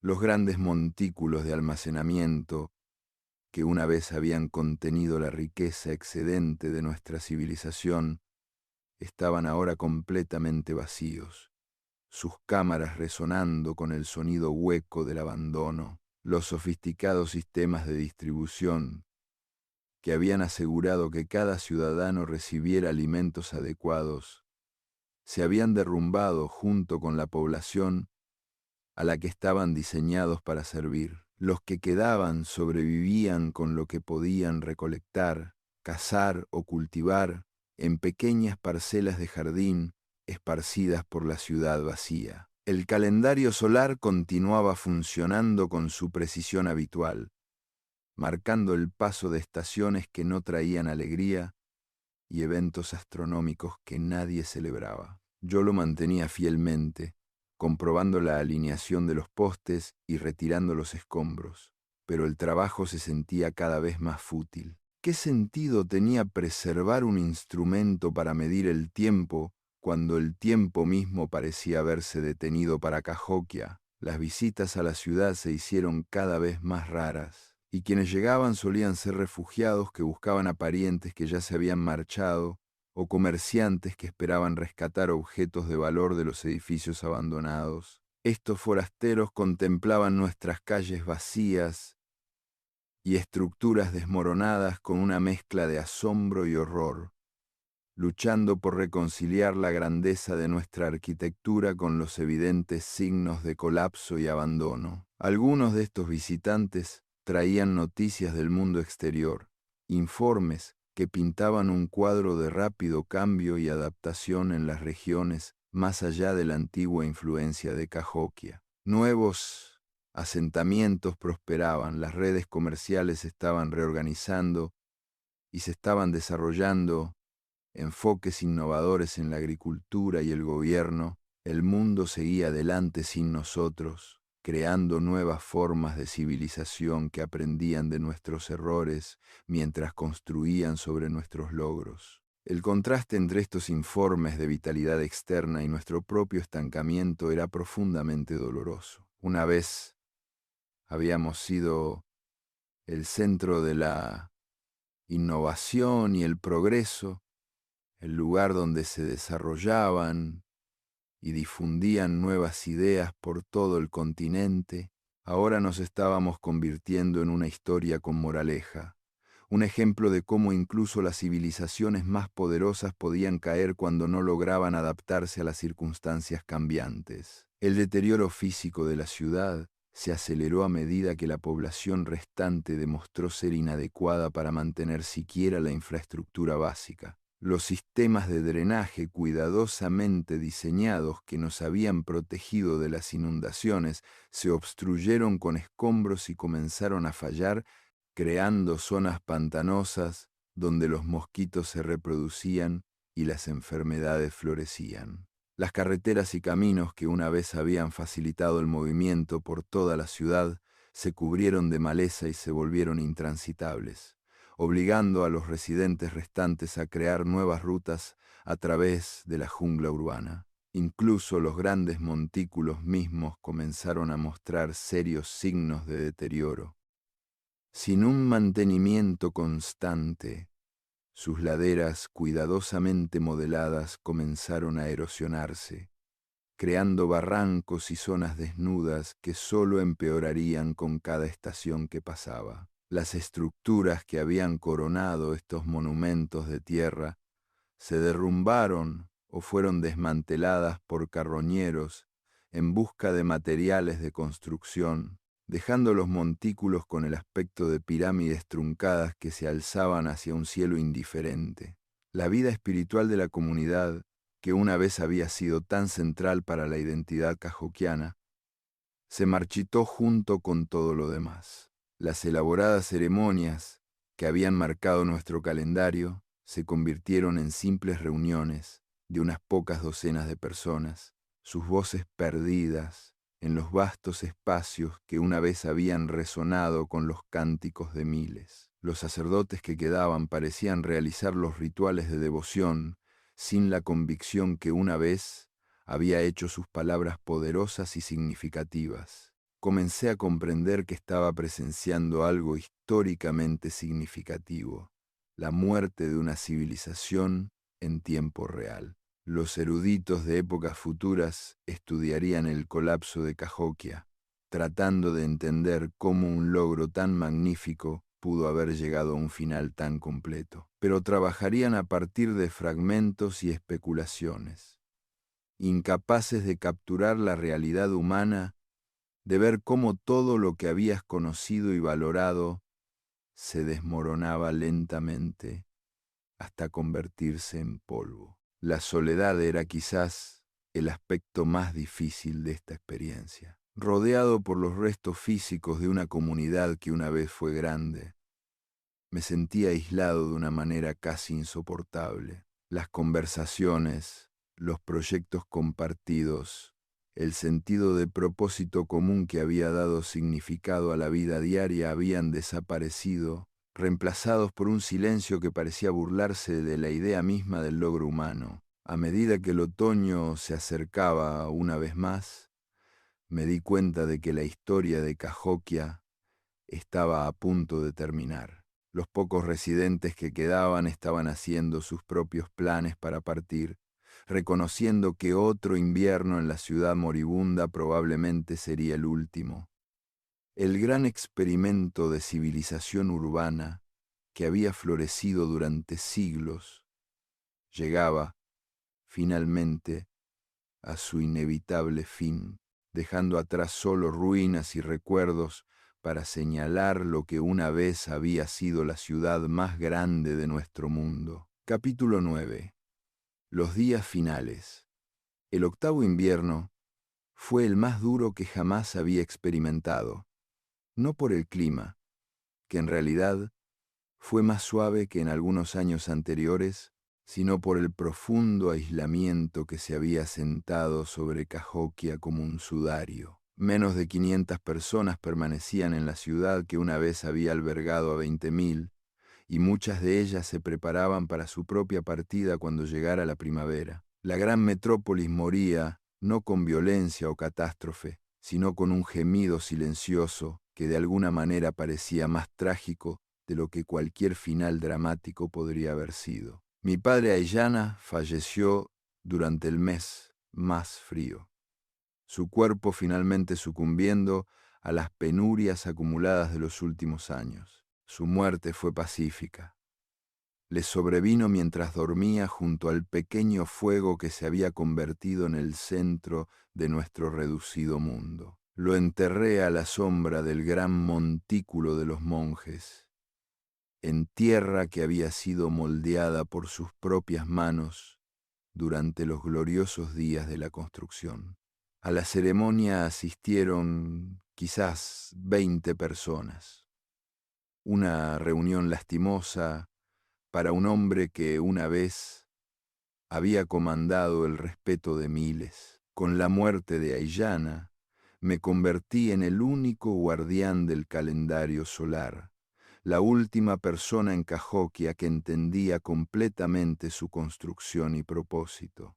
La responsabilidad pesaba mucho sobre mí, no porque el trabajo fuera difícil, sino porque sabía que estaba manteniendo algo que pronto no tendría observadores. Las precisas alineaciones astronómicas que una vez habían guiado la vida espiritual y agrícola de nuestro pueblo continuarían funcionando mucho después de que el último cahoquiano se hubiera marchado, marcando el tiempo para un paisaje vacío. El propio jefe Sol desapareció durante ese invierno, aunque si por muerte o partida, nadie podía decirlo con certeza. Una mañana, su residencia en la cima del gran montículo simplemente estaba vacía, sus elaboradas posesiones esparcidas como si se hubiera marchado a toda prisa. Algunos dijeron haber visto a un pequeño grupo viajando hacia el norte a lo largo del río en la oscuridad, pero otros insistieron en que el gobernante divino simplemente había ascendido para unirse a los espíritus a los que afirmaba servir. La verdad importaba menos que el simbolismo. Incluso la encarnación de la autoridad cahoquiana había abandonado la ciudad moribunda. Sin la presencia del jefe Sol, la última pretensión de gobierno organizado se derrumbó. Los residentes restantes formaron pequeños grupos basados en el parentesco o la amistad, compartiendo recursos y tomando decisiones colectivas sobre su supervivencia. Estos arreglos informales funcionaron bastante bien para una población tan pequeña, pero representaban un abandono completo de los complejos sistemas jerárquicos que una vez habían hecho de Cahokia una maravilla de organización y eficiencia. Las inundaciones de primavera de ese año trajeron tanto renovación como destrucción.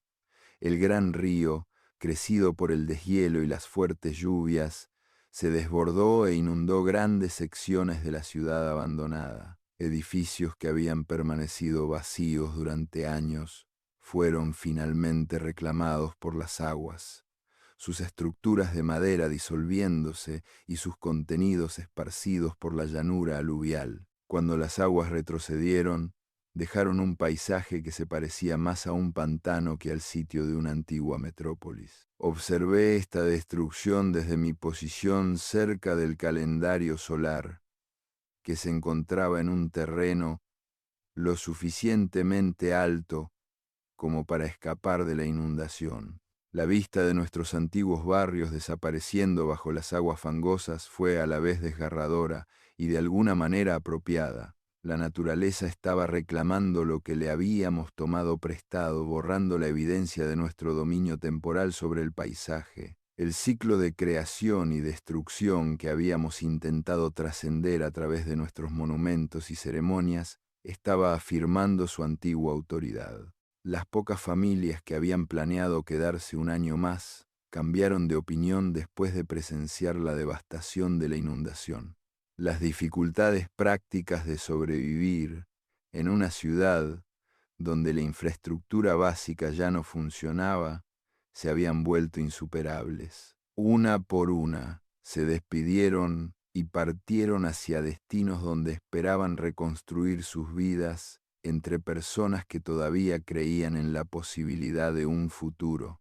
A mediados del verano me encontré prácticamente solo en Cahokia. Quizás quedaban 50 personas dispersas por la vasta área urbana, pero estaban tan dispersas que podía pasar días sin ver a otro ser humano. El silencio era completo y profundo, roto solo por los sonidos del viento, el agua y los pequeños animales que se habían mudado a las estructuras abandonadas. Las grandes plazas que una vez habían resonado con las voces de miles, ahora solo albergaban las llamadas de los pájaros y el susurro de la hierba que crecía entre las piedras cuidadosamente colocadas. Establecí una rutina que me ayudó a mantener la cordura durante este período de completo aislamiento. Cada mañana comprobaba la alineación de los postes del calendario solar, una tarea que solo llevaba unos minutos, pero que proporcionaba un sentido de propósito y continuidad.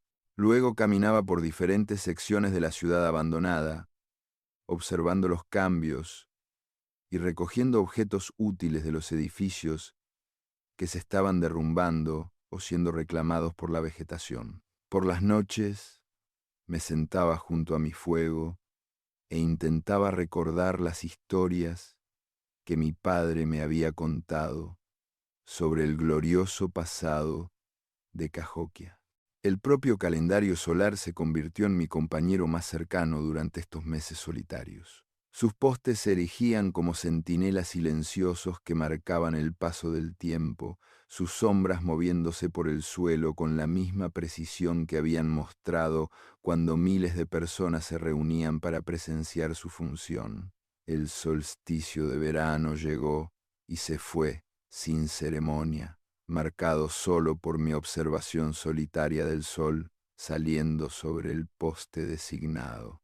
El equinoccio de otoño pasó en un silencio similar, un evento astronómico perfecto presenciado por una audiencia de uno. A medida que el invierno se acercaba, una vez más, me di cuenta de que pronto tendría que tomar mi propia decisión sobre la partida.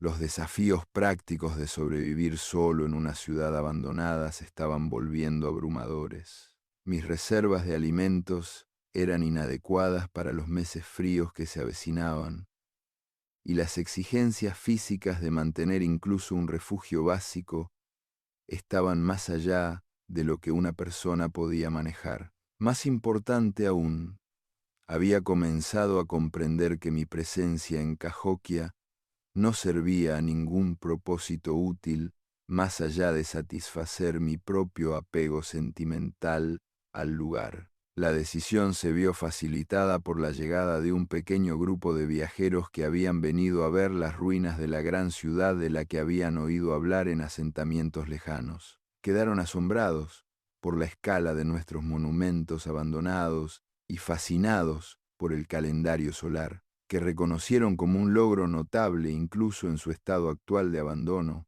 Su líder, un comerciante llamado Enapai, que había visitado Cahokia durante sus años prósperos, se ofreció a llevarme con ellos cuando partieran. «No queda nada para ti aquí», me dijo Enapai, mientras estábamos juntos en el centro del calendario solar, viendo el sol ponerse sobre la ciudad vacía. Tus habilidades como constructor se necesitan en el mundo de los vivos, no desperdiciadas en este monumento a los muertos. Ven con nosotros y ayuda a crear algo nuevo en lugar de lamentar lo que se ha ido para siempre.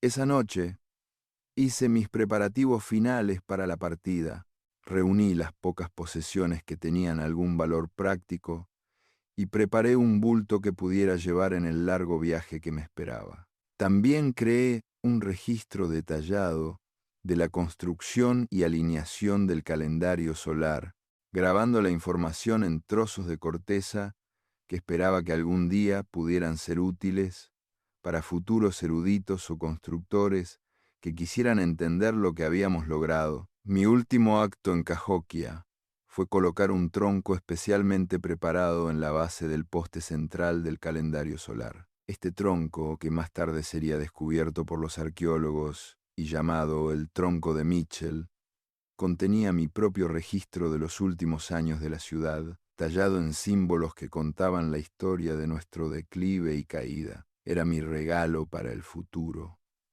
Un mensaje del último testigo de la grandeza de Cahokia, explicando cómo incluso las civilizaciones más poderosas podían desmoronarse cuando no lograban adaptarse a las circunstancias cambiantes. Al amanecer de mi último día en Cahokia, eché un último vistazo al calendario solar, que se encontraba en perfecta alineación con el sol naciente. El instrumento continuaba funcionando con la precisión de una obra maestra, marcando el tiempo para un paisaje vacío con la misma exactitud que había mostrado cuando servía a una civilización próspera. Era a la vez un monumento al logro humano y un recordatorio de las limitaciones humanas, un testimonio de nuestra capacidad para crear belleza y significado en un mundo que, en última instancia,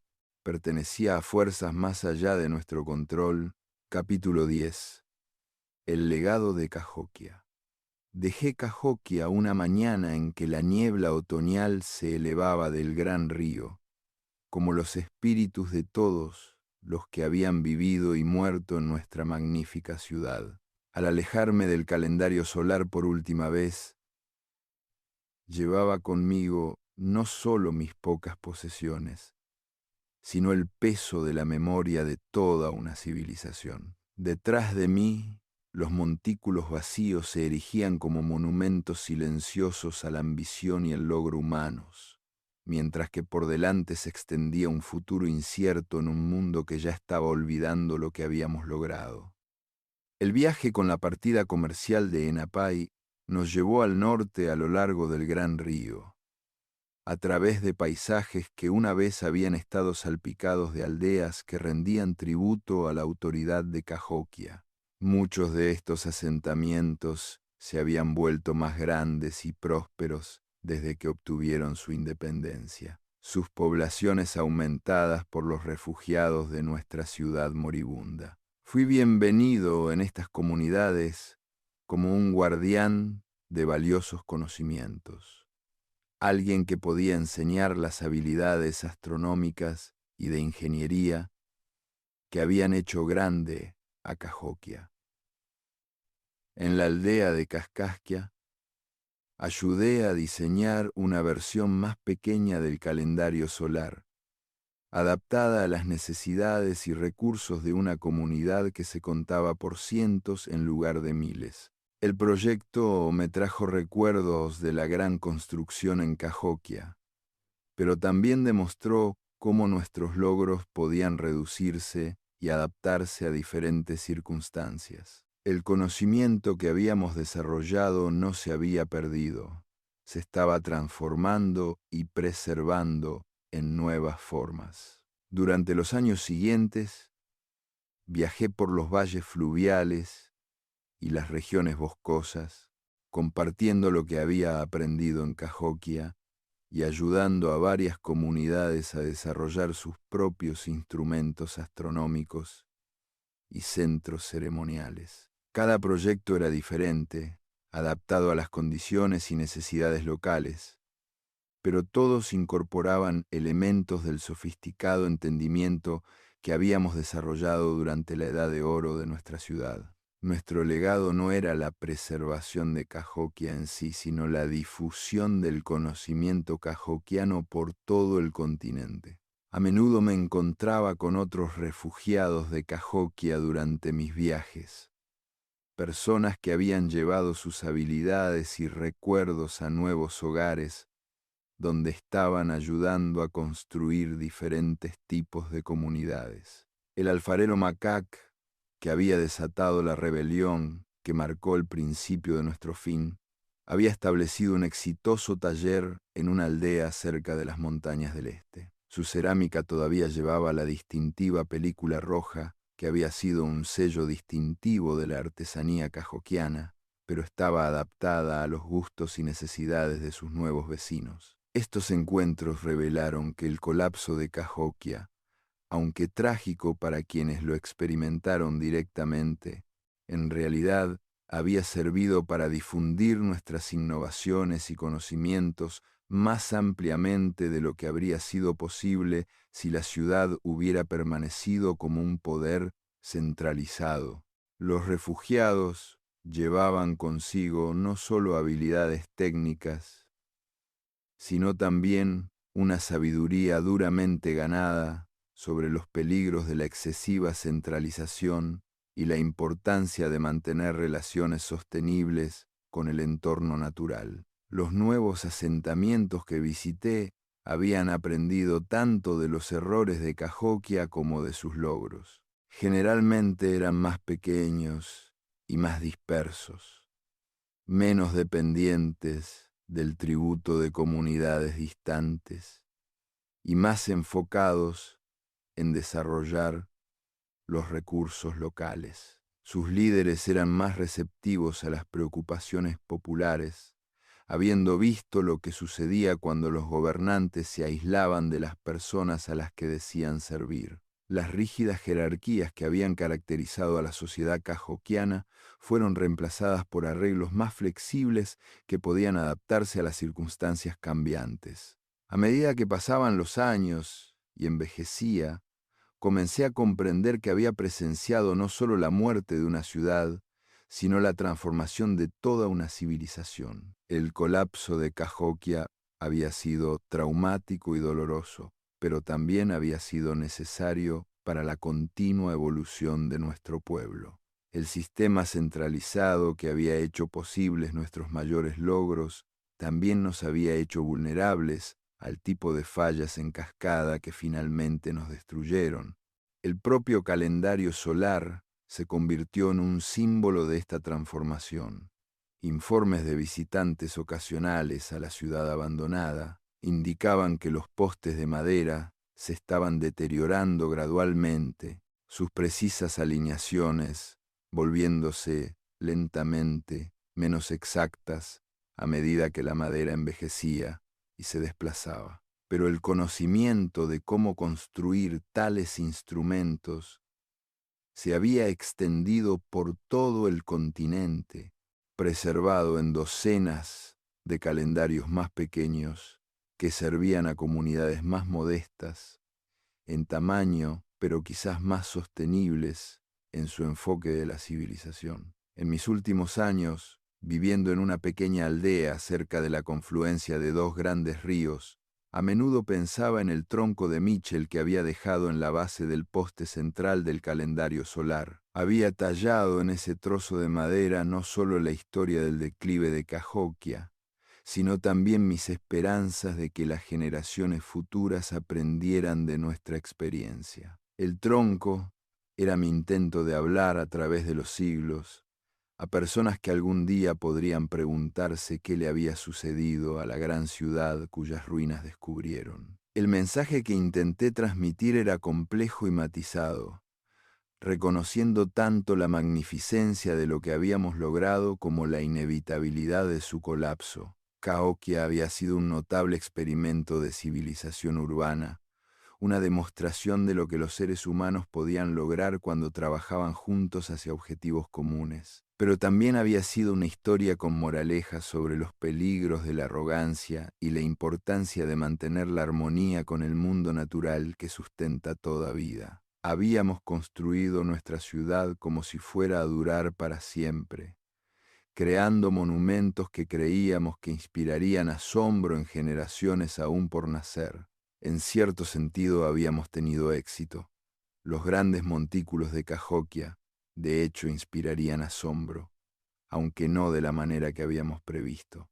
Se erigirían como recordatorios del logro y la limitación humanos, testimonios de nuestra capacidad para crear belleza y significado, al tiempo que demostraban la naturaleza temporal de todos los logros terrenales. El calendario solar, en particular, encarnaba esta paradoja. Era una obra maestra de precisión y artesanía, un instrumento que podía seguir los movimientos de los cielos con una exactitud que no sería superada durante siglos, pero también era un monumento a una civilización que había perdido el contacto con las realidades terrenales que la sustentaban, un símbolo del conocimiento divorciado de la sabiduría y de la habilidad técnica separada del juicio práctico. Mientras me preparaba para unirme a mis antepasados en el mundo de los espíritus, me consolaba saber que el verdadero legado de Cahokia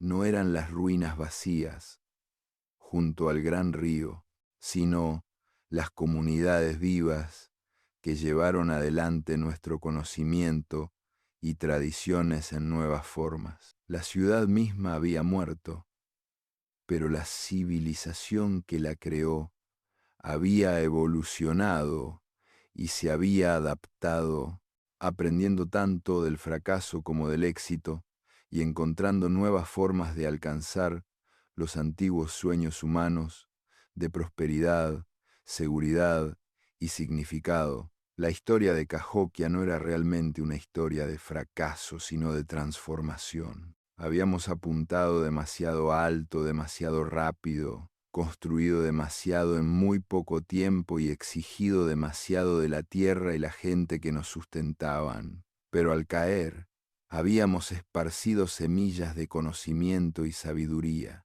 que crecerían en nuevas formas de civilización, mejor adaptadas a las realidades de un mundo en constante cambio. Nuestros monumentos se desmoronarían, nuestra ciudad volvería a ser pradera, pero nuestro legado perduraría en los logros de aquellos que aprendieron de nuestro ejemplo.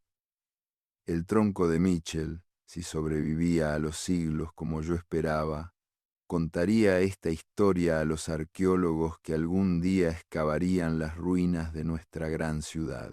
Encontrarían en sus símbolos tallados no solo un relato de declive y colapso, sino un testimonio de la resiliencia y adaptabilidad humanas. Cahokia había caído, pero su gente había sobrevivido, llevando adelante lo mejor de lo que habían aprendido, mientras dejaban atrás los errores que habían llevado a su caída. Al final, ese fue quizás el mayor logro de todos, la sabiduría de saber cuándo dejar atrás el pasado para crear un futuro mejor.